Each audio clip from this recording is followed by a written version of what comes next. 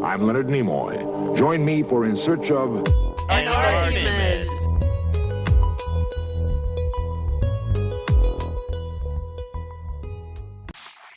Hello, and welcome to In Search of an Argument. I'm John Heinz, and we have an unusual episode today.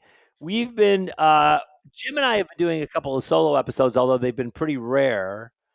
And it's unclear to me whether this is going to be behind the paywall or not, but we can talk about that. But we have a very special guest today and a very special story for how this episode got created. Our special guest is Jaime Haak. She's an old friend of ours and a digital nomad, currently in the mountains time zone. And we are going to have a conversation today about two media productions that have been pretty famous, and I'm just going to come right out and say it. One's Pluribus on Apple TV, and one is Disclosure Day, which my disclosure is I finished it 8 minutes ago. I made it just under the wire. I literally started it at this place I was at lunch, and then I watched it in the car a while, and then I finished the last 20 minutes. It was bloody long. We can talk about that. But for Pluribus, I know that was the start of this conversation. I think I saw one or two episodes when it first came out, and then I just kind of bailed. I was like, and we can talk about why. But welcome to the podcast, Jaime, and Jim, as always. My co-host Jim Gentile is here in beautiful Brooklyn, New York, and we're excited to get to have a great conversation today. Jim, how are you? Hello. And Jaime, how are you? I am great. Let's argue. I'm so happy to be here. All right. So do I need to initiate, or can we just begin the conversation? Does somebody want to give us a brief summary? Let me start with a couple things. Is this are we assuming the whole episode's a spoiler? Everybody's seen everything. We should just talk about it? I think to have the discussion, we probably should tell people right now that we're going to discuss stuff for both the movie and the TV show that constitute spoilers. So if you don't want to, if you haven't looked at it and you don't want to know, then you should stop listening now, probably. Yeah. Hit pause. Go watch the show rated 99% on Rotten Tomatoes on Apple TV. I didn't know that. DM me for my login. I'll help you out. And if you haven't seen Disclosure Day yet, it's 3 hours. I get it. You're probably not going to see it, so just listen to the spoilers anyway, and then go watch it when it's on streaming. It's actually 2 hours and 25 minutes, but let's not argue about that. Fair enough. I see this point. Sorry. So, summarize the story of Pluribus, or the premise. Somebody, go ahead, Jaime. Really, Jim? I feel like this is your jam, but all right. This is your jam. I mean, as we discussed off air, the biggest problem with the podcast is that I talk too much. So let's, work on that. Fair. You're probably a better summarizer than I. I'll give you that point too as well. But all right, we've got Carol Sturka, a romantasy, I think, author, and her publisher / editor partner, who live in Albuquerque. And it pretty quickly takes action. There is a signal coming from space that is quickly deciphered to be a biological formula for, can I call it a peptide? Do we know what it is? I don't know. A substance that explained it. They haven't really explained it what it is, but as far as I can tell. Yeah. And in this case, it's confirmed it did escape a lab. It did. Unlike other things where there's maybe some conspiracy theories about in the world, this one did escape the lab. Suddenly, 7 billion people on the planet in a matter of days are part of the others, a hive mind that can operate as one unified, efficient, harmonious, peaceful entity. There are 12 survivors on planet Earth. Carol Sturka is one. And there have been, I should know these numbers, 7 million deaths, maybe more. No, I think it was like hundreds of millions of deaths. People who ingested this, I'm just going to call it a peptide, who ingested this peptide and did not survive it. It did not transmute in their body in the right way. Carol's partner is one of them. And we have 9 episodes of basically just that. We don't really get a whole lot more or less than that. That's Jim, it. is That's that the whole fair? thing. Yeah, Is that I a fair mean, summary? well, I would add only that everybody who has joined, as it's called in the show, seems to be very happy. And they all And sort of quaint. share a hive mind, I think is the way I would describe it. I don't know if that's the right terminology. Like the Borg on Star Trek. The hive And mind. That's that's a what it great framing reminded too, me of, because was the Borg Well, from that's the Star Trek. famous. That's the famous, like, I don't know, sci-fi analog. So I watched yes, maybe a couple and episodes, it's and then I terrifying. yeah. Well, is it? So that's what I was going to ask. Is it terrifying? Is the The show? Borg. I thought it was the Borg is terrifying. Correct. And in this Yeah, show, the Borg was a hell of a lot more interesting than whatever the hell all this right. is. So let's just start with high level criticisms or high level signs of support. For me, I got bored with it quickly for two reasons. One, it was moving too slowly. I was like, tell me more. And two, I was kind of like, I was creeped out and I thought it was trying to make me laugh. And I got annoyed by that. I was like, you're trying to make me laugh or think it's humorous or something. And I'm like, this is creepy and dark. So I didn't like it. I stopped watching. Jamie? Yeah, I couldn't stop watching it. One of my favorite things is when there's this deeply unrelatable or unlikable protagonist who takes me for a ride that I would never experience myself, because I cannot make the same decisions. And I hate the decisions that they're making, but eventually I'm gratified because I've had this like expansive experience. Margot's got money troubles. Most of the characters in Poor Things. Oh my gosh, Miranda July's book, All Fours, right? The protagonist from that book, deeply unrelatable, do not like them. But those are some of my favorite pieces of content, right? I loved them. Carol left me deflated. Like she flailed and was irrational in ways that never had like a payoff for me. And it kind of broke my heart because I loved the concept. I think that I would say this, that I often criticize shows because they try to do too much, that they have too much going on. This is one that definitely went too far in the other direction. It Too little moves going at on. a incredibly glacial pace. It's not that it's being nuanced or something. It's just, it's inert. I feel like I watched all nine, was it 8 or 9 episodes? I can't remember. I watched all 9 episodes of the season. I try to, once I put something on the list, I try to watch the whole season. I don't think I'll be coming back for the second season. There's going to But I be a felt second like you season? could have just skipped 5 of the episodes, and no one. And to some extent, maybe this is just a reflection, as often the case is, of it's a story that, or at least this much of the story needed 3 hours to tell, and but Apple TV wanted 9 hours, and so they padded it. No, and I mean, we've talked about this before in other contexts, John, that how 19th century novels are shaped by the Serial.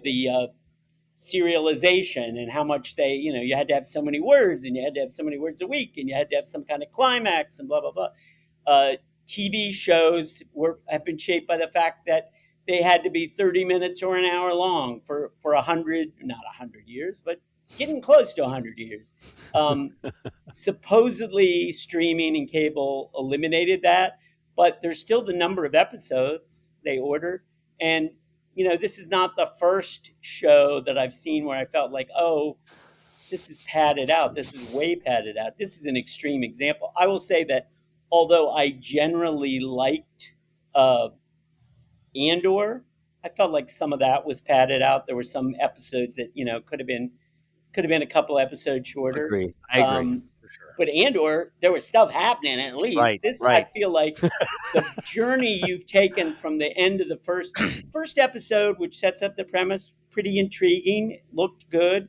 But the journey you take from the second episode to the 8th or 9th episode feels like it's a journey, of a single step practically. And like, there's some big wowzer ending. The big wow ending is that she says that she's got an atom bomb. Although, again, I point out no one says atom bomb anymore. That's like 1950s talk, right? I actually looked into that, Jim. It was the Yeah, hive that said it first. And she's like, because they bring her the grenade and she's like, are you going to bring me a nuke? And they're like, do you want an atom bomb? And it doesn't really matter other than you're it right. Maybe harkens to right. this I'm like, sure that's some clue to the meaning of this universe or something. But yeah, maybe. Well, and why I mentioned the Borg is terrifying because it's like, what would you do? Right? Like, do you know a single person who wouldn't have some like innate and deep driving curiosity to ask some freaking questions? Right? And yeah, the other survivors who are asking questions, we never get like a real peek into their lives. right. And Well, a little bit, but I do think, and to me, this character, flawed, that's fine. Flawed characters obviously are preferable because characters who don't have flaws are, yeah, unrealistic. also But boring. Yeah. yeah, and boring too. As Blues Traveler said, or a bad play where the heroes are right and nobody acts or and thinks too much, and Hollywood's calling for the movie rights. Um, the Good quote. But she doesn't seem focused on the problem. She's intermittently focused on the problem.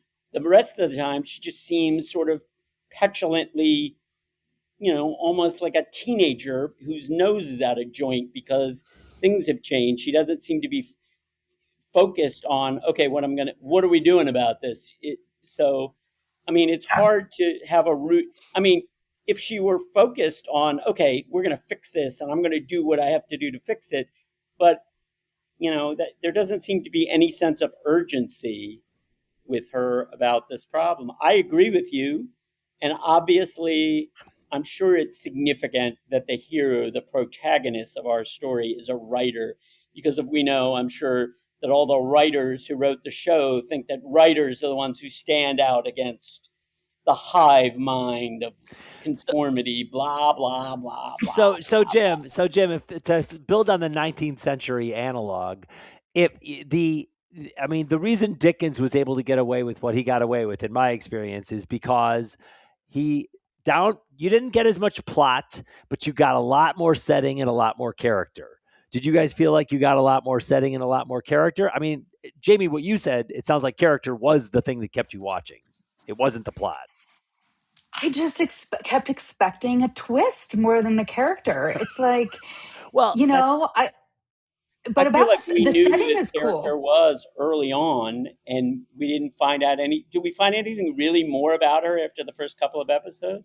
Like we do get some of her more of the backstory of the relationship between her and her partner. But it's like, again, like we kind of okay, we already knew you're kind of a dick, like you're kind of miserable, and we just get that kind of reinforced through watching her be not that great a partner to a really wonderful woman, and so there's this like lesbian angle too that I'm like, awesome, show us like them against the world and make us really fall in love with them. But I'm like, were Carol, those Carol, flashbacks?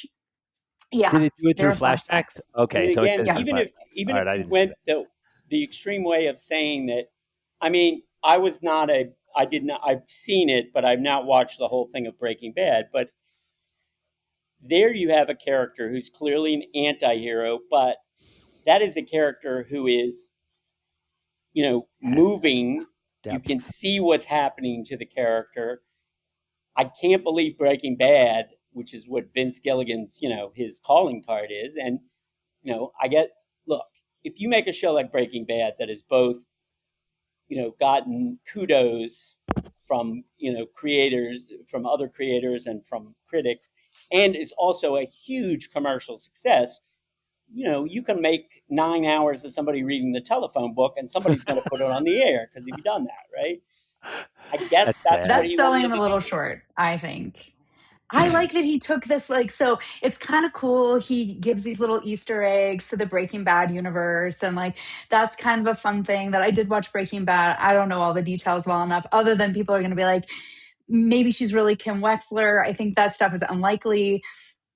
Being in New Mexico, though, like, the ghost of Einstein is in the room, the ghost of Trinity is in the room, right? And, like, thinking about how Einstein went on this, like, anti-war, like, unified world government crusade the last decade of his life, and now there's this, like, unity of the human race and the atom bomb and the nuclear war, like, in Albuquerque. I mean, that's big pretty themes. sexy. Those are big They themes. are. Yeah. I think Jamie, it's let me sexy. ask you a question, though. Yeah. And I mean, I didn't mean to denigrate that. I mean, like I said, I've not watched all of Breaking Bad as a whole in my resume. I need to correct at some point. But Breaking Bad didn't move this slowly from episode to episode, did it? Anywhere like No. this? Right? Yeah. So, and that's the my other main thing, complaint here. I'm yeah. not all that other But it's stuff is kind fine. of okay. This isn't, I mean, I'll put it out there. I don't know that this is my strongly held belief, and I don't get as much into the sort of backstories, but as, again, I've been ruminating on this. It's pretty cool that he takes this, like, very ego driven character, fast paced environment, and then does the exact kind of opposite. Makes it very slow. And it's really about the question of, like, is it about unity? Does unity heal us? Does it save us from our ego?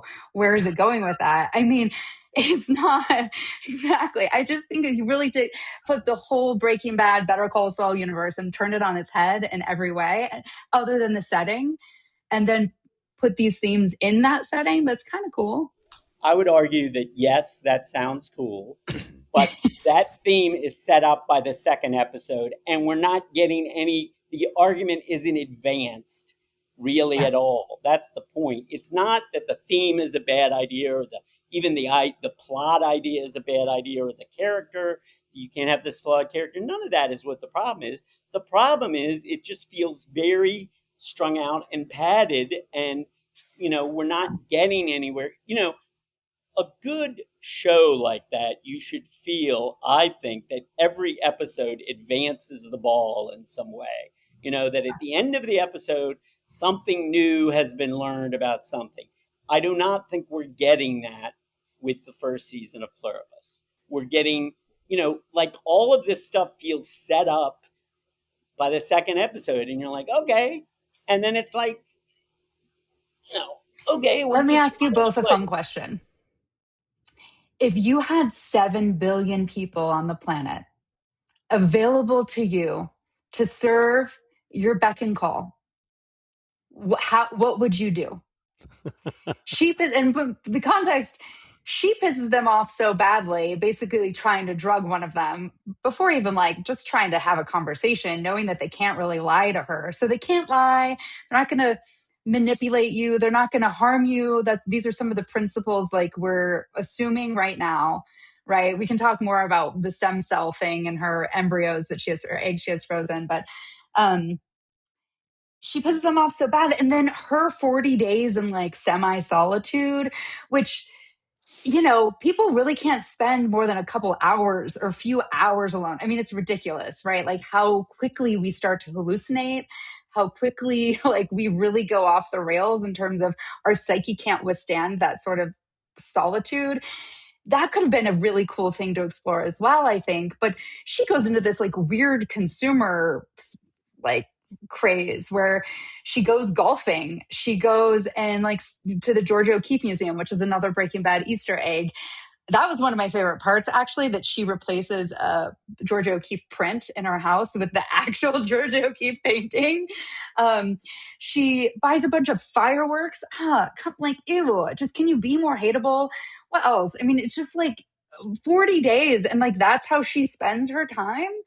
Can do anything. There's another guy who's, like, hilarious from Paraguay who, like, he's got this harem of women. They're having sex all the time because the hive is also very sexual and into intimacy and affection and love. Also, they'll do anything to make you happy, basically, I think. Right? Also, That's sort of it. So he goes and gets Elvis's suite in Vegas and like just lives it up and has them play along with the fantasies that he's always want to live out, right? So it's this interesting juxtaposition. But like, what would you do? How would you spend your time? How I would mean, you interact with the well, hive? I'll answer the question, and I'm not going to ask John this question because since he has two small children and a husband, the proper answer should be an hour. But how long do you think, if you had all the food you wanted, all the sustenance you needed, and you could watch, you had access to books and other media, how long do you think you could be just isolated from other human contact, Jamie? Oh my gosh. Like isolated like Carol is, or Yeah, really like in other words, no talking to anybody on the phone, no in-person meeting, but you do three have other days? stuff. Okay. I mean, I don't know. Wow. I think I Honestly, could last probably at not. least 3 days. I think I could Yeah. last at least 3 days because, I mean, there's a lot of reading I'd like to do. There's a lot of stuff I'd like to watch. As long as I could get my food, I could probably do, 40 days would probably be hard. John, the proper answer for you should be like 5 minutes because you have a husband and two small children. So, but you know what I'm saying, right? Well, I guess I'm everything you're saying, Jamie, about things you liked about it, the things that it's exploring are like the John, Easter I'm egg, having or trouble hearing you. Could you speak up the a little? connections. Can you hear me now? Can you hear me now? I can hear you, but it's just a Okay. little low. So like all the things that I hear you talking about, Jamie, are like things that kind of almost make the show seem like it's real, like reality, or that the enjoyment of the show, to enjoy the show, you kind of have to watch the show in the context of your life in real life today. I mean, one of the reasons I don't like reality TV and never have is I'm always like, I don't want to just see reality. I want to see something. I want to see a story. I want to see a good story. I want to see something constructed. My sister Mary, who watches YouTube all the time, I'm like, I tried to get into it because I was like, okay, all right, I'll screw the industry. I'm just gonna watch like some guy making a camping trip in Korea in a mountain in a clear tent or whatever. I just find it boring. I need the storyline. I need something better than life, bigger than life. If like Easter eggs are fun, but that is that's not why I like The Incredibles. I like reading a kid's book that has references for adults, but it's not the reason I read the kid's book. I would say this. I think there is a good story here. I think they've just blown the execution. Okay. That's the way I would put it. I don't think, like I said, you watch the first episode. It's pretty frightening what's happening. It's pretty unclear what's happening. And yes, you have an unlikable protagonist, but that's not necessarily a problem. That's often an asset. And the second episode, you learn a little bit more, but then it feels like it just sort of stalls out, and and I agree with you, John, what you said earlier. They are trying to, on some level, be satirical, some of this, but I think it just wears thin that they don't really have anything else going on after a while. And And they could, and she could. my It's big like right question, in why front did of they make a her. 2.5 hour movie? Because it feels like this 9 hours is just a lot of wasted time. By the way, tell me if you think this is why it's wasted. Well, or how this influences things, because you said earlier, like, what did you say about how for nearly 100 years now it's been like designed this way, and now there's a lot of padding because you've got to sort of fill the space. But they signed up for 2 seasons. This role was written specifically for this actress. There was no pilot. It was like carte blanche, here you go, 2 seasons off the That's bat. because you made Breaking Bad. So it literally, Vince Gilligan says, I want to do a series. I have no idea what it's going to be about, but it'll be 2 seasons. They're like, here's the money, and go do it. Right. So You made that gave Breaking them Bad. more opportunity to just pad it and not have the urgency to And I bring mean, the show again, this is quickly. not a Yeah. criticism per se of Vince Gilligan, who I don't know him, obviously, and he's obviously a very talented guy. Very talented people sometimes make bad stuff. That's just the way it is. So, all right. Art is full of misfires, All right. It's So just, two comments. One is, Jim, I basically completely agree. I mean, I only watched 2 or 3 episodes. I don't know how many, a few. And I everything you're saying kind of jives with my experience. The difference, I think, between your take and my take is all the criticisms you were cataloging, the padding, the feeling like it never ends, the serialization. I feel that way about 99% of what I watch on streaming right now. Oh, I agree with that. Well, agree because, with but that. I feel like you don't. I feel like you like a lot of things. Are you just getting old and I like agreeable? I watch a lot of stuff. I mean, John, I think you know by now, most of the movies, most of the television shows, most of the books I read, I end up being very critical of. I mean, it's a minority of stuff that I read or watch that I end up giving a thumbs up to. Doesn't mean, I would also say, though, that often, even though I would say this isn't a very good book or this isn't a very good movie, there are things about it you can appreciate. The lead actress is very good, given what she has to work with. Great. I think she's very good. And I mean, no, I'm serious. Did they No. cheap out on the writers? Did they just cheap out on the writers? Does I mean, this I have just anything to think- do with the I just writers' think strike that in they had LA? I think they had an idea for the story that they just 10 years ago, he said. They had an idea for Oh, the really? story, and they and in order. And again, I don't obviously I wasn't in the writers' room, so I don't know. But to me, it feels like they just didn't. Now it's possible, since they knew it was going to be 2 seasons from the start, they're saving. That second season is going to pick up. The level. So All of season 1 was exposition. I mean, but if it were exposition, meaning we learned something new each episode, but we really didn't. All the stuff we knew at the second, and we still knew the same things. I mean, that's the I'm 100% watching season 2, for the record. Oh, interesting. look- Jim, will you watch season 2? Right now I'm saying no. I mean, I'm not saying I can't be talked into it, but right now I'm saying no. But I mean, well, look, so I'm the only guy who has Look, we've credibility got of Chekhov's actually gun. not finishing. We've What? got Chekhov's gun, right? Like, this is Yeah, exciting. yeah. Like, there's no way. But There's a lot there of are Chekhov theories guns that. out there, Jamie. I mean, how many? No, You I mean can't the atom watch bomb. everything. I can't The atom even bomb. on it. You can't watch everything. No. I mean the atom bomb in the show. Yeah, It's yeah, a I Chekhov's got gun. it. It's like I got you it. can't No, I got have it. you Yeah, can't of have the course. gun if you're Yeah, not I going get to it. It has fire to it. go off. I understand. Got to go off. There's Yeah. a lot of So, like- Chekhov guns and a lot of different series to watch to see what they get fired. Is my point. I'm just telling you saying, why I'm watching season 2. I One think reason is God Chekhov's bless gun. you. Watch whatever makes you happy. That's I actually, when you guys were summarizing this before, when you were talking about doing this episode, and I heard a reference to an atom bomb, Jim, you were ranting. Maybe it was a text message or something. You were making a rant about it. I actually thought the atom bomb went off at the end of it. I thought that's how they ended it. If the Just atom bomb everybody's had dead. gone off, I would have been more impressed. Honestly, Yeah. I would have said, "Now Also, at least like, we got what's that gonna something going do? on in this place."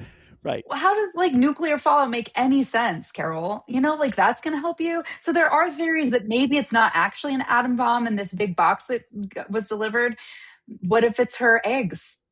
So they can synthesize this. Again, I'm going to call it a peptide because peptides are on the brain, I guess.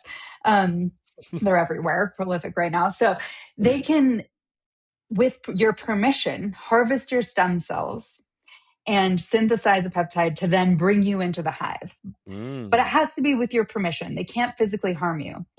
However, Carol is an exception. She had frozen her eggs, and they have access now to her eggs from which they can synthesize this peptide to bring her into the hive without her consent, because that is their motivation for completeness. They can't pick an apple from a tree. They can only eat the apple if it's fallen. So it feels a little strange that they can harm these embryos or eggs, but that's an interesting fine. conversation. Yeah, we can go there. Yeah, We can talk about that all day, right? Yes.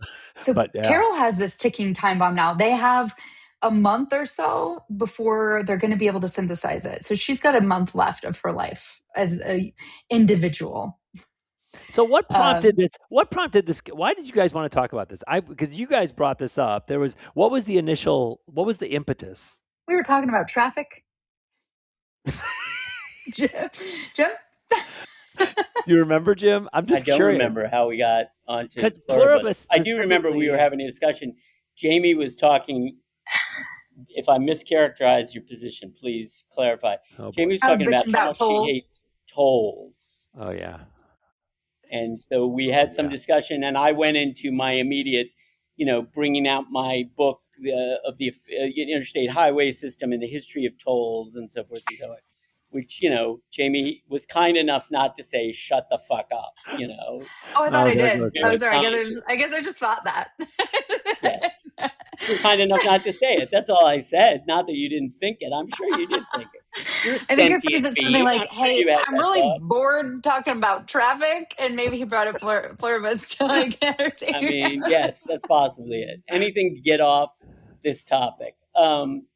Yeah, I don't remember how we got to this, There but was I'm some sure. segue for Put it this sure. way: I'm sure it was my fault. Whatever happened. So, To your credit, I am delighted to be here and having this conversation. So I will I say it am is to your delighted you're credit. So here. there are, And by the way, if we're putting this on Patreon, do I get paid?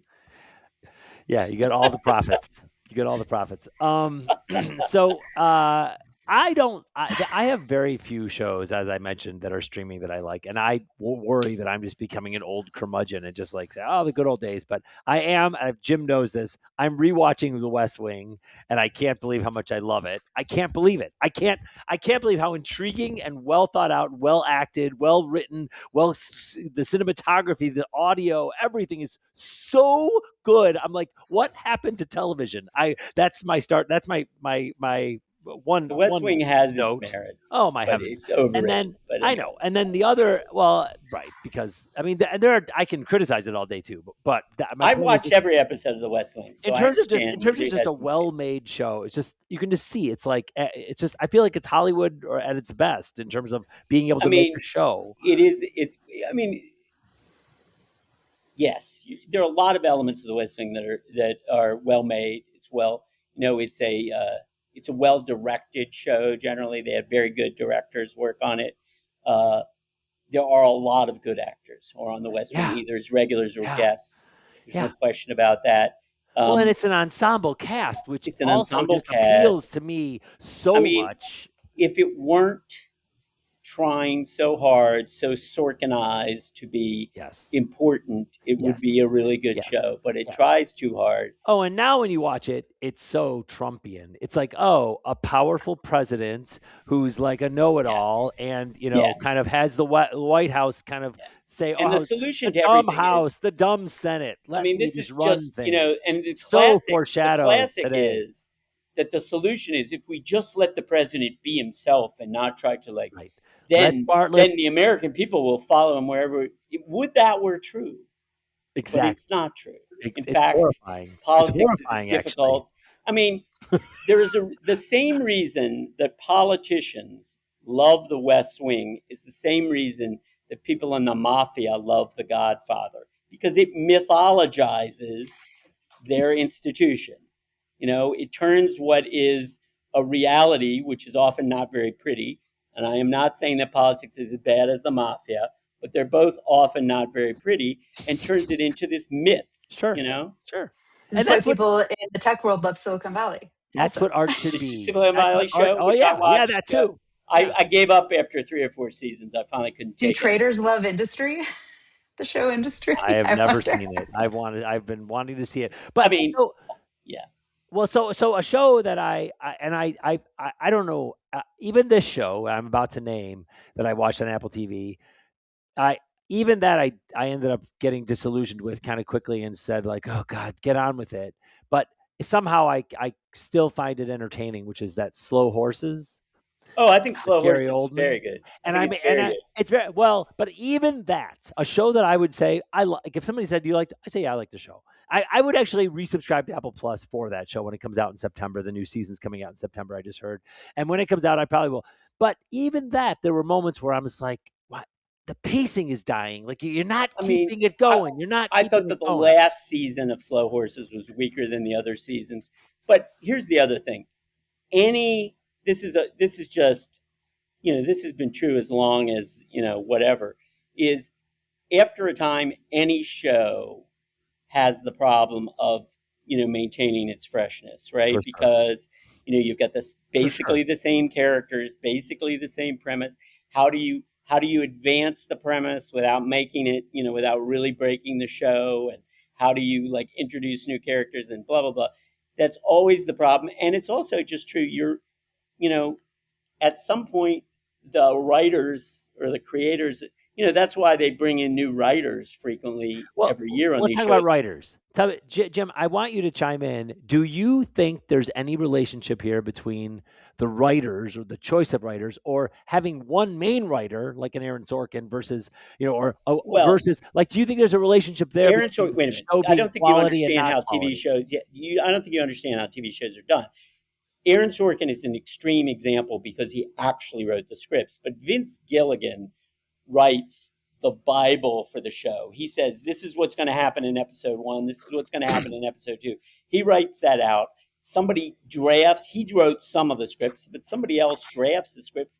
And then once they're drafted, they go through the process of being revised. And he has the last word on everything that goes out there. Okay. He says they're going into the bunker for season 2. They don't even know how they're going to weave all this together and what's going to happen next. So, the same like Matthew Weiner on Mad Men or David Simon on The Wire, or they were all the Gillian, the showrunners. So so Sorkin's different, and I assume for Andor, Sorkin is just a extreme example because not only was he effectively, he was sort of the showrunner. A lot of the credit for like what you talk about, like the quality of the direction and the sets and cinematography, is Sorkin had a co-showrunner, Tommy Schlamme, who was a terrific director. Best name ever. And it's Thomas Schlamme, but everybody calls him Pet. I mean, sure. Whenever I ever have a dog, I'm gonna name my pet Tommy Schlamme. And he was the one who basically dealt with all the nuts and bolts. So he doesn't get enough credit for all that stuff because Sorkin will tell you that he's a writer and he doesn't focus on the lighting in this episode. The one thing he does do, which may or may not be to his discredit, he's absolutely insists that the episode as written has to be done. You cannot change a word of the dialogue. So that may be a good thing or a bad thing. And Andor, Tony Gilroy, what's his name? I don't know. The guy who did. I remember Tony Gilroy. You're talking about Tony. Yeah, didn't he do? He did Andor, and he did the Star Wars. I think so. Wasn't it all him? I guess, Jim, you don't in your head. You don't draw. Are there other examples that are in the Sorkin camp? And would you say that categorically there's a difference in how much you like or don't like the show based on that category? Well, let me ask you this question. Aaron Sorkin left after season 4 of West Wing. Did you notice a big difference after he left? I don't know I think there are people. I will tell you that there are West Wing fanatics who refuse to watch the last 3 seasons of West Wing because Aaron Sorkin left. Wow. I mean, there's that kind of fanaticism about it. Writing by committee sucks. Anything by committee sucks? That's how television is. That why we like that? So you joined the hive mind, is what you're saying? No. Oh, yeah, exactly. No, I disagree. Exactly. I don't think that's necessarily true. There's a lot of great television that's been come out of writers' rooms for years and years and years. It's like saying only one guy has an idea. I was listening to a podcast where somebody really smart said the truth about anything is really complicated. And unfortunately, we can't understand the truth. And for those of you who aren't regular listeners, that was our own Jim on the 2 weeks ago episode. So you should probably tune into that. Jamie hasn't known me for that long, so she actually listens to some of the stuff I said. John and the rest of them have totally tuned me out by this time. So only because I'm just waiting to hear the noise, and when I stop speaking, they try to prevent me from speaking again. So Jamie actually pays attention, which is probably going to be my undoing because she's going to be quoting me back to me. So there you go. When you least expect it. When you least expect it. Sometimes trauma gives us really helpful character. Some of the things you said, Jamie, but you're a guest, so I won't do that. All right, should we shift to disclosure day? I contain multitudes. When I said you were a sophist, and you thought that's right. I was like, sapphic. Sapphic? Well, I do love women, not sexually necessarily. I'm glad you love women, but I didn't call you sapphic. I called you a sophist, but not really. I was being teasing because you're not a sophist. I think that was when we became best friends. It's possible. It was very funny. It was amusing because you gave me a look like I had shot your dog, and I hadn't shot your dog. Well, I was like, that's bold. What does my sexuality matter? Exactly, Jim. And I was like, what did you think I said? And yes. Well, anyway, it was funny. So great. It was funny. It was funnier than anything that happened in any of the episodes of Pluribus. Are we going to talk about Disclosure Day, or are we just bagging? No, let's do it. Let's do it. Jim, We've already used a long you do the episode. summary of Disclosure Day. You do that one. So Disclosure Day is basically a movie, Spielberg returning to his Close Encounters of the Third Kind, E.T. days, where people from outer space, they deliberately do not use the word aliens in the film because they are trying to avoid raising any hackles one way or the other about that. People from outer space, visitors to the planet, have come, and they've essentially been held captive by murky forces, presumably under the auspices of the government, although they are nominally corporate. There's a corporation that they work for. Secret government, quasi-government entity. Sort of the whatever. But there are some people who are fighting very hard to put this out there and to disclose all this information, all this evidence of their presence in our midst. And essentially the movie is a race between the people, the good guys, the people trying to disclose, and the bad guys, led by Colin Firth, who are trying to prevent them from disclosing. And the movie is essentially a chase movie. It's Hitchcockian in the best sense, the North by Northwest sense of where, the thing starts and it just moves and it barely gives you time to catch your breath. And there is no one since Hitchcock who knows how to keep a movie moving the way Spielberg does. Agreed. Sure. Some directors now seem to have forgotten that it is called motion pictures. They seem to have forgotten that, and they spend time, these pretty pictures, and why are we looking at this for the next 5 minutes? Where's the story? So I read early on that what Spielberg used to do is James Cameron will make Avatar a time of peace. That's all I want. I read early on that with Spielberg, I don't know if he still does it, but he used to do is he would storyboard all his films where you'd actually make drawings of each shot. And then after he did the storyboard, he would go through and figure out how he can eliminate as many shots as possible, how he could get that information, that story he was trying to convey, into fewer shots. Why? Because that means things are moving, that each frame contains information and it's moving. And there's very little time in Spielberg's movies where you're going, why are we stopping here? What is going on? Why don't we move? What's the next thing? Because the next thing is already happening. And that's, that informs, and obviously it works, different ways for different kinds of movies. But for this kind of movie, again, you have to go back, in my opinion, to Hitchcock, to somebody that you put him in the same category. Great analogy. So you're a big thumbs up. I think it's the best movie I've seen so far this year. Wow. I love that. And I have seen The Odyssey. All right, Jamie, wait, let's hold on that.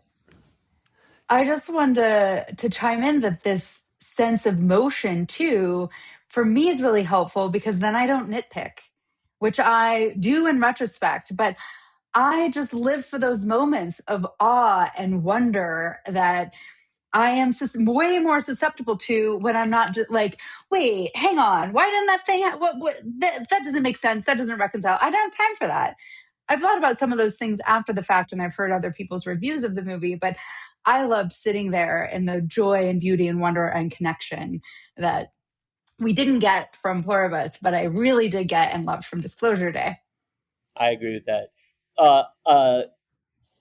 Another, if you want to go back to the beginning of his career, another movie like that, which, yes, you could sit back and nitpick, but while you're watching the movie, you can't do it, is Jaws, right? I mean, you're so wrapped up in that. I can remember being in the movie theater back in 1975 when the shark first comes out of the water, and you could feel everybody in the theater going, whoa, moving back in their seats because it wasn't in 3D or anything, but man, that Jaws, that thing is coming at you. And so you don't sit down and say, well, would a shark really act like that? And, the sky doesn't match in these two shots. Why? Because things are happening. And, it's like Hitchcock used to say that his movies aren't slices of life. They're pieces of cake. They weren't intended to be, yes, some of them had serious themes and all that, but they're intended to be primarily entertainment. and the point is to keep things moving so that the audience is entertained. I mean, we could go on and on about Hitchcock and Spielberg and all that, but yes, I think it's the best movie I've seen so far this year. The year is, a little more than half over. Often the best movies of the year come out, the prestige movies come out in the fall. Obviously, The Odyssey is one of the prestige movies of the year, and it came out. I'm not going to talk about The Odyssey because Jamie hasn't seen it, but I will say right But I now. know I obviously know all Well, of the I details read of the The story, Odyssey so as you well. can if you want. But I need to know, John, re-disclosure day. Were you I like not Disclosure entertained? Day. I didn't. I did what I always do with films is I watched it in too many places. I need to go to a theater. I miss going to theaters, and I think the experience of a movie in a theater is just unlike anything else.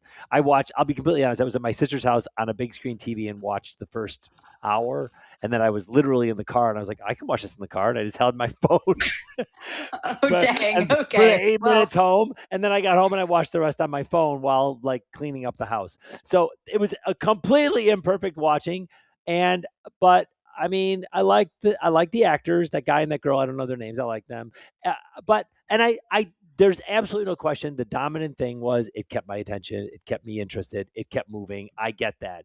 What it highlights for me, Jim, and I guess I can just bring it up because it's very real for me. I do. I mean, I just generally love Spielberg. I mean, for all those reasons you're naming, but I do love films that don't do that. And Jim, one of my favorite movies forever ago that I still talk about is Roma on Netflix with Alfonso Cuarón, and that's slow moving. I'd argue. It's Like slower, that's but the old like French film, slow moving. Like it's a scene. I mean, it's not that slow, but I mean, look, I don't need an action film. I mean, this was I a agree little with bit you. like a superhero Agree film, with right? you. It was I sci-fi mean, because most superhero films no, are sci-fi these days. I mean, one of the great movies of all time, in my opinion, is Persona by Ingmar Bergman, and by some accounts, that is not it's certainly not an action film, but every frame is giving you information, is giving you story, is giving you character. There is not a frame wasted in that film, and in fact, well, if you haven't seen Persona, I don't want to say because the frame on some level becomes the film at some point. But what happens to the frame becomes part of the film. But the point is that, yes, there are different stories, there are different kinds of stories, and you wouldn't want all stories to be told like an action film. And you would, but Spielberg has done that, right? He did Schindler's List. He did The Post, when you think about it, I'm not saying The Post is a great film. I think it's a good film. And when you think about it, that doesn't sound like a story that's going to make a great movie. It's about a newspaper publisher deciding to publish the Pentagon Papers. Right. But Right. he managed to make it a pretty good movie. Now, it helps when you have Miss Meryl Streep playing the lead role. That covers a multitude of sins frequently because, she's maybe the best actor on the planet. But, it Agreed. does Dame. help. It's Dame Meryl Streep too, I believe. I thought you had to be British to be made a dame. Isn't she a dame? Did I make I that don't up? think so. I don't know. I think we Maybe made that up. She Dame should be Maybe. a dame. Judi Dench. If we She had should be. dames in America, she would definitely be a dame. But I think you have to be British to be a dame. I don't know. That's a good question. I'll look that up. I'll fact check that afterwards, Jamie. She is not a dame. And you'll have She's to listen to the American, so next she can't be a episode where I dame. give this. Dame Maggie Smith, Dame Judi Dench, All Dame British, Helen I should point Mirren, Dame John Emma just confirmed it. Thompson. She's not a dame. You have to be British. He said that So first. you want to hear a but story No, about that? I say make her an American dame. Damn Laurence it. Olivier, who was one of the truly great stage and film actors of all time, Of course. was Sir Laurence Olivier for a long, long time. And then eventually he was made a lord, And so someone came up to him shortly after he was admitted to the House of Lords and said, "Oh, hello, Lord Olivier." And he said, "A simple Sir Lawrence will do." I love that. I love it.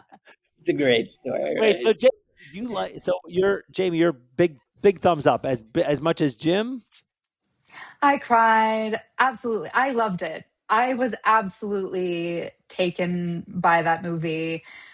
I loved being in the flow of it. I love the idea that, like, as I was thinking about this, I arrived at this analogy that like we have this evolutionary instinct to other, and it is so pervasive and toxic in our culture right now.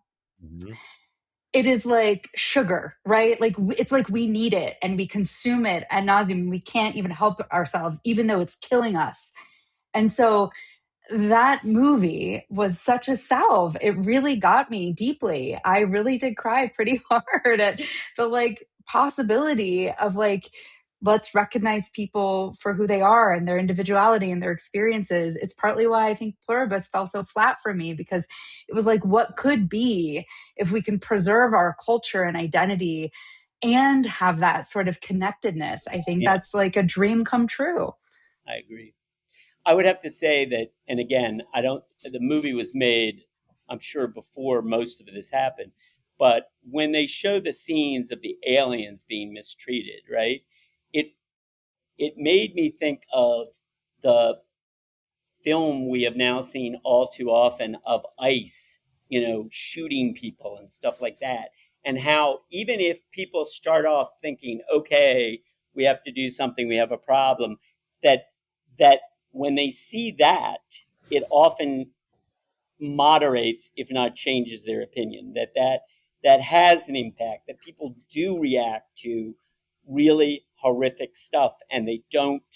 There are very few people who just brush that off and say, "Oh, it's just a minor thing that we have to do, to do the greater good." I think most people don't react that way, and I mean, I may be making a connection. It's probably not intended by the filmmakers, but as we know, text is indeterminate, John, right? So, I mean, I get to make that connection. Well, so were you guys, when you were watching Disclosure Day, did you have any moments where you weren't sure if the good guy and bad guy were going to flip?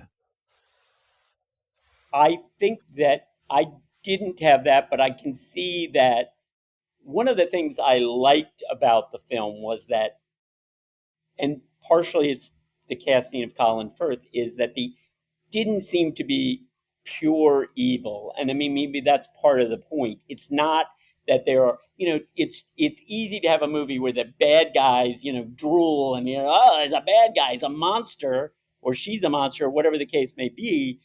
But when you make the bad guy someone who actually in some ways is kind of an appealing, says things that are kind of appealing, says things that don't immediately sound like they're heinous, that to me, first of all, that's why sometimes the bad guys actually get to do stuff in the real world, is because they don't come out and be so apparently bad.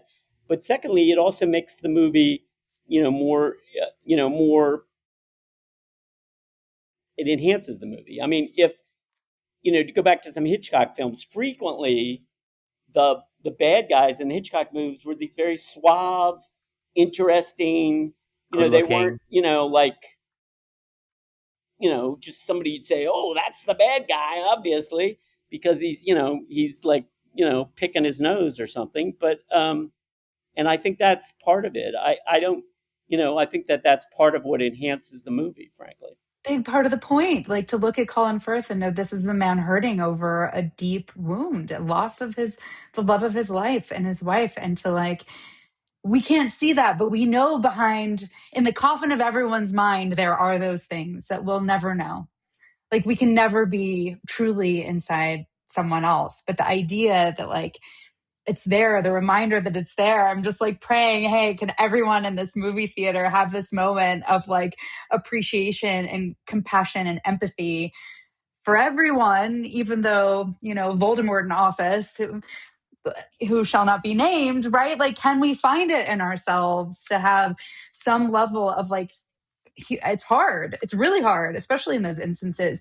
Those fucking ICE agents, sorry, can I say that? No, sorry, who pulled the trigger, right? You can say fucking on this podcast. Right. Fuck yeah, because they deserve all of the bad language and all of the rage and hatred and animosity for those vile, evil choices. So do you think there that absolutely is evil, but can they be saved? I want to believe yes. So do you think that core idea you're naming, that empathy basically empathy is the holy grail, right? Do you think that idea landed differently for like 18-year-olds, teenagers, and 60-year-olds and 20-year-olds? Yeah. Time will tell. I mean, I want to know what you guys I think. will say that worldwide, Disclosure Day has taken in over $240 million at the box office. Put that in perspective for us. Huh? Put that in perspective. I don't know what that means. That's a pretty big hit. Like bigger than a Marvel though. film?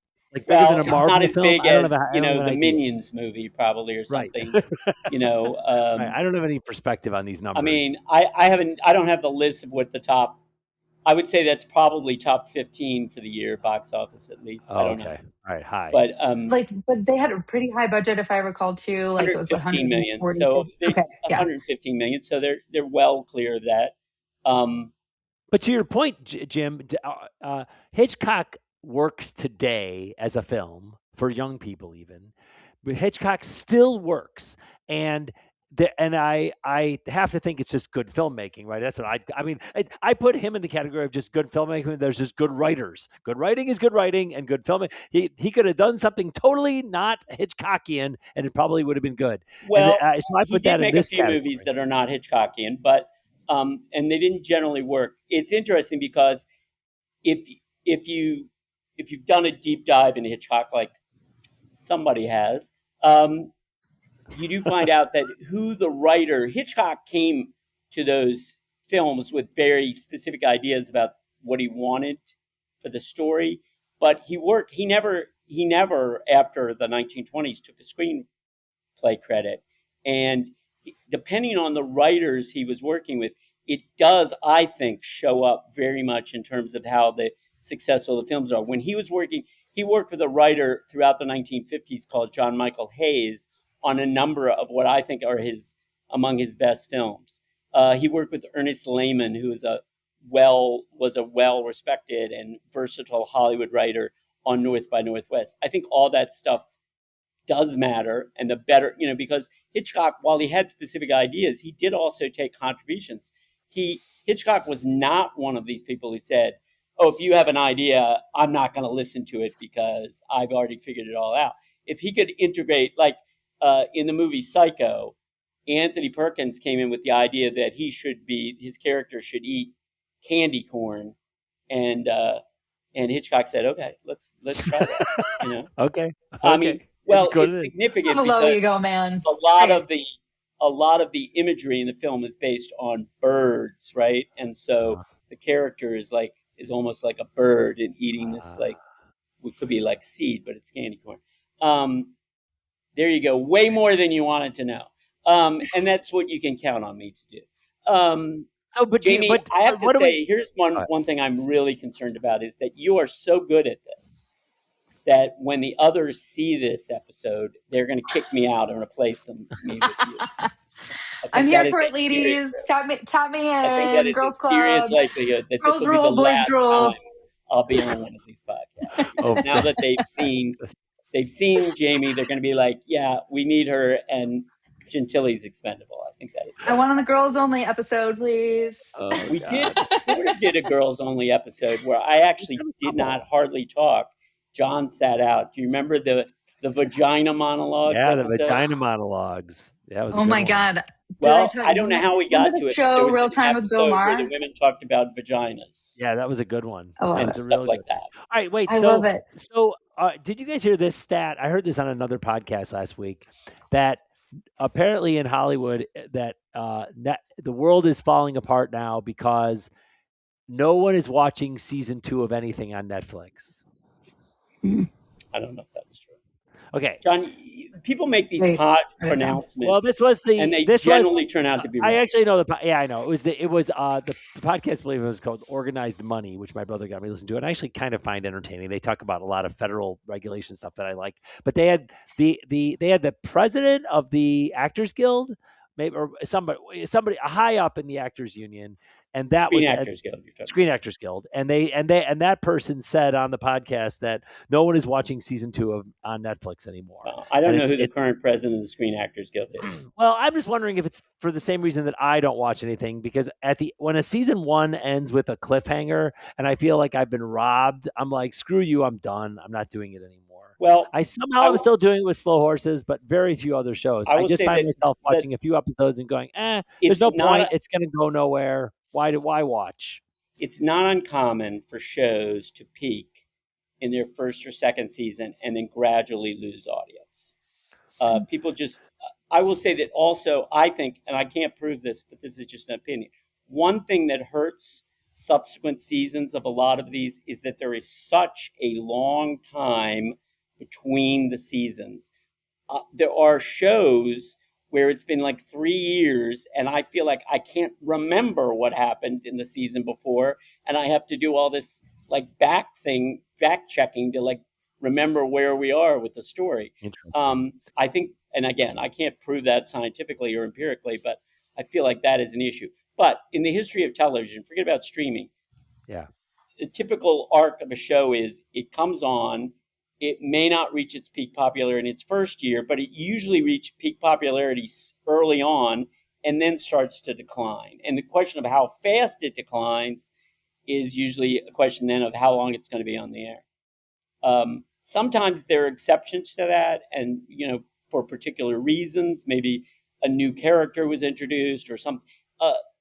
And I could give you examples that go back into the old days of television, which would bore people already more than I normally bore them. But it's not unusual that I will say, if you want some hopeful news, this year that's what I want. That's what I was going to ask movie about. box office is now on pace, the highest it's been theater box office since before the pandemic.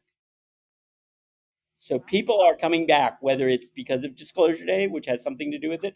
The Odyssey has something to do with it. I think there's a couple of horror films, one of which I thought was very good, one of which I thought was Backrooms is a horror movie, but it's not like a real gory gore horror movie, and it's very well done. If there's one jump scare, I'm out. No jump scares. I will not watch a jump scare.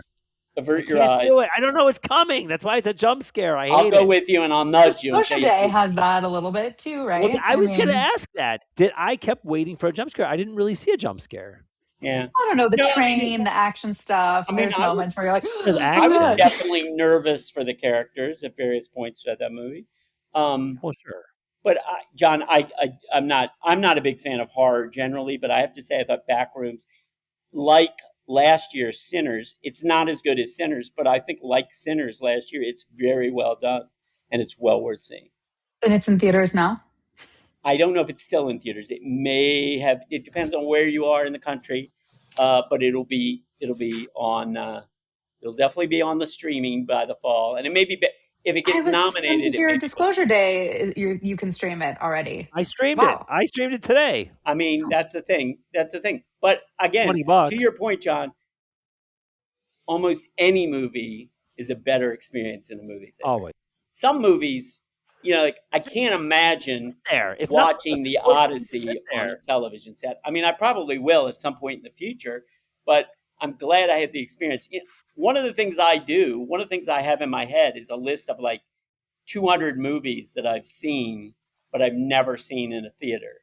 And I'm working on whittling that down. Yeah, you have so many lists. I love. I'm going to DC for a day just so I can see 2 of those movies. Wow. Training down. They're both playing on the same day, and I'm going to take the train down. So great. Go to one. Go to my favorite restaurant. Yeah. Go to the other one. Take the train back. Let's hear them. Which movies and what's your favorite restaurant? Okay, and did you see Odyssey on IMAX? I did. I saw it at the only theater in New York City where it is both in 70 millimeter and IMAX, which, according to my youngest son, if you don't do that, you're some kind of Philistine.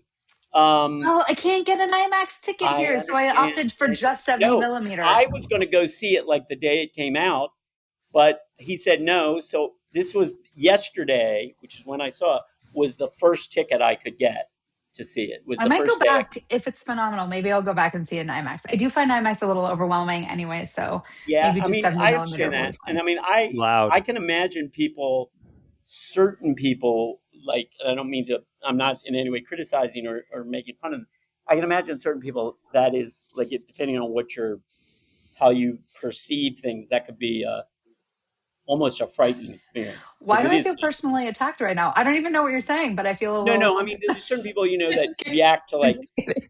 noise and colors and Highly bright stuff. sensitive. Sure. No, I got you. Any Yeah. Michael Yeah. Bay film. They put the trigger warning sometimes on shows about. So Jim, stuff give like us the 2 films you're going to DC for. I'm curious. And the favorite restaurant.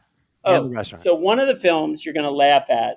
It's not a great movie, but I do enjoy it, and I've never seen it in a movie theater, and that is Spaceballs. Oh, I love that. I do like Mel Brooks. I love all Mel Brooks. I don't love all Mel Brooks, but I do love like Mel Brooks. Spaceballs. I think it's very funny, and like the best of Mel Brooks, it doesn't, it hits its target and it keeps hitting it, and it doesn't, get involved in anything else. Now, I think the best Mel Brooks story is Young Frankenstein, but that's it's a slightly different kind of story because that is actually a very clever and affectionate tribute to Frankenstein.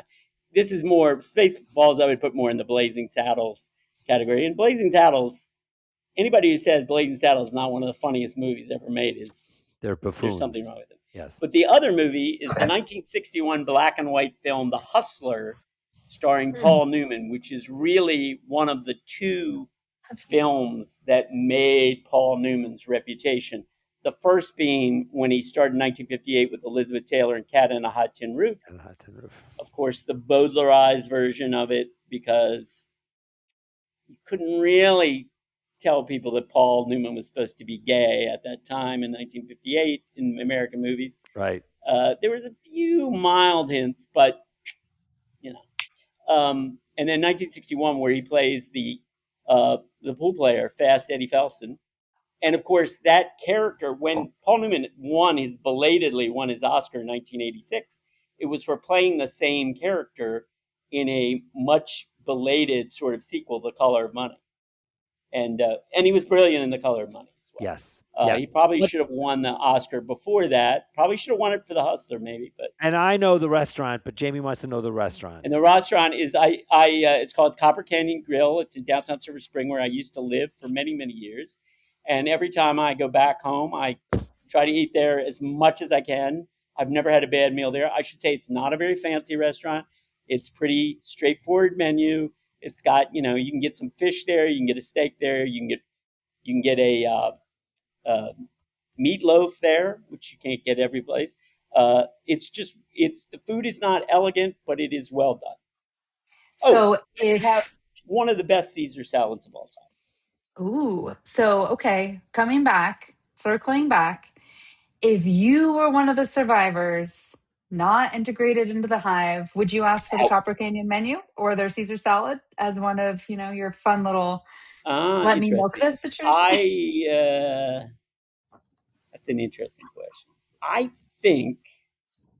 don't know. It's hard to predict how one would act in that circumstance. I'd like to think that I would be more like the guy from whatchamacallit, from that country who finally shows up, who's more hardcore. Is he from Buenos Aires or something? I'm not sure. I can't remember. You said the other guy was from Paraguay. I think he might be from Paraguay. You might be right. Not the player, the one who locks himself in and is analyzing everything. Yeah. But the guy, he seems much more hard.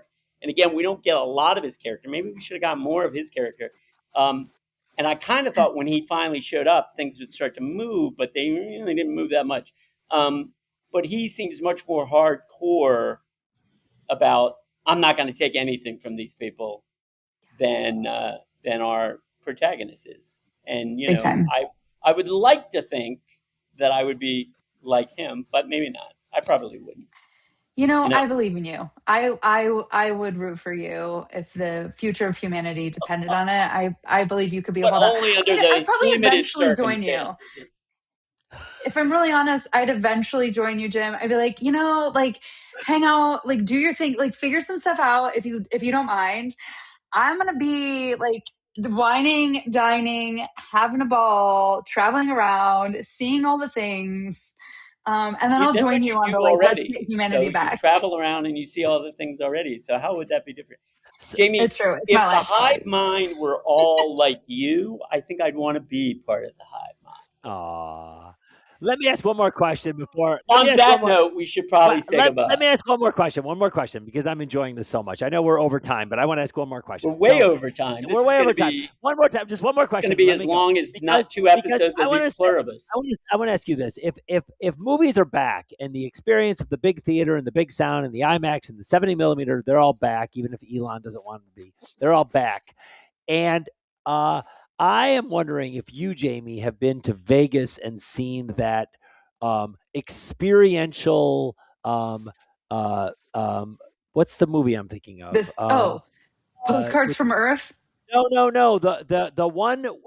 God, now In the Sphere. The movie In the Sphere. Yeah, the three. Oh my God. Is it an IMAX? Somewhere Over the Rainbow. The Sphere.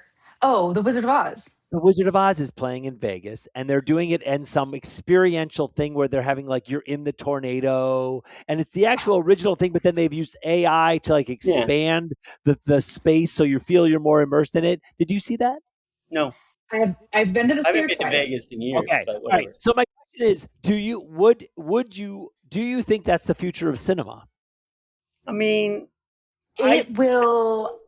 Don't go unless you want to come out bald, boys, because it will blow your hair back. Oh my God. I am absolutely enraptured. That was magical. Okay. Like those two. I would not go to Vegas, but pretty much full stop. But I might be going back to maybe see a football game with a lover I've taken. So maybe I'll go back. Okay, there's some news. You buried the lead on that one, Jamie, but that's all right. Yeah. And while I'm there, I'm like, I can't go to Vegas and not go to the Sphere. I don't take you for being a big football fan. Am I wrong? I mean, go Raiders. No, I don't know. He's a fan of the Raiders. So he must be cute, or she. He's so cute. Whoever it is. So all right, cute. See? Yeah. And sweet and for kind. Love or lust. So Jim, you've never seen anything at this place, the Sphere in Vegas. I've never seen that in Vegas, but I will say this: I think that stuff helps. But bear in mind, movies were back 3 years ago. 3 years ago, we had the Barbenheimer Summer, 2 very popular films. Things were really happening. And then, unfortunately, we had the strikes. And that had a dual effect of, first of all, stops everything and people aren't promoting work. But secondly, because of that, there has been a limited supply of stuff in the pipeline for the past 2 years. So that's part of what's been a problem. Now we're starting to get past that. Hopefully there won't be any more of these hiccups. But John, I'll go back to something you said. I think mostly, for most people, what makes movies, yes, it's important to have good camera work. It's important to be well edited. Yes, it's important to have, the visuals. But what really makes the movies that ultimately stand out, by and large, is you have to have a good story to tell with the visuals, with the editing, with the acting. If you have a good story to tell, people will go see it. I think one of the things we're seeing now is we're seeing the generation of kids who went through COVID. Yeah. And perhaps were affected by it as much as more than any group, because they lost school critical time. Social years, right? Yeah. And learning. And that, I don't know if you had a chance to talk to any kids who their senior year of high school happened to coincide with one of those 2 COVID years, and tell you how much their life sucked because of that. And again, they're all alive, thank God, so it could be worse. But the point is, I think we're now seeing people saying, you know what? It's fun to go to the movies. If there's something that's interesting to see, you know what else is doing very well at the box office, which I'm going to go see, is the new Spider-Man movie. I don't go see all of those, superhero movies because there's too many of them. But I will tell you that one of the things, without giving any spoilers, one of the acting performances I was most impressed with in The Odyssey was Tom Holland. I thought he was very good. I loved. Who doesn't love Tom Holland? Who doesn't love Tom Holland? And she was also in The Odyssey, so they work a lot together. Good for them. All right, hey. And I do think Zendaya is very talented, although that show that she was on, Euphoria, was the biggest piece of shit I have ever seen in my life. I'm getting notifications that participant Jamie's having a problem. So I want to make sure, I want to close out before in case we lose data. So that's an insider note as we go. Jamie, you broke the Zencaster. So, I'm going to say thank you, Jaime Haak, for being on this show. And this is probably the last time anyone will ever hear from me. So even though I won't be on anymore, you should still listen. Maybe you should listen even more because I won't be on anymore. You should listen to us on Apple, on Patreon. You should subscribe on Patreon or Patron if you're Beth Shannon. And it doesn't cost very much, and it's well worth it. You get some bonus episodes. If wherever you watch this or listen to this, do the thing that is most helpful to any podcast, which is if you enjoy it, tell someone you know that you listened to this podcast and you enjoyed it, and maybe they will listen as well. Cheers. And thank you again. We'll see you the next time. Bye. Yep.